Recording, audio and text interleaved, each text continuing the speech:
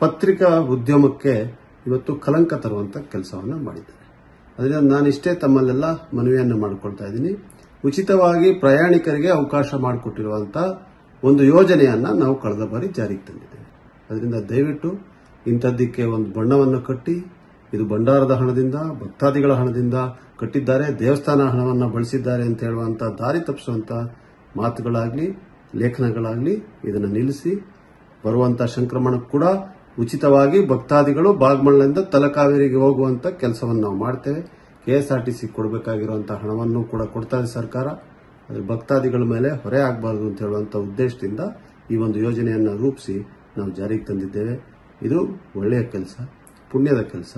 ಭಕ್ತಾದಿಗಳು ಹೋಗಿ ತಲಕಾವೇರಿಯಲ್ಲಿ ತಮ್ಮ ಭಕ್ತಿಪೂರ್ಣವಾದಂತಹ ಶ್ರದ್ಧೆಗಳನ್ನ ಮತ್ತು ಪ್ರಾರ್ಥನೆಗಳನ್ನ ಸಲ್ಲಿಸಲಿಕ್ಕೆ ಅವಕಾಶ ಮಾಡಿಕೊಡುವಂತಹ ಯೋಜನೆಯನ್ನ ಈ ರೀತಿಯಾಗಿ ಬಿಂಬಿಸಿ ಅದಕ್ಕೊಂದು ಬಣ್ಣ ಕಟ್ಟುವಂತ ಕೆಲಸ ನಡೀತಾ ಇದೆ.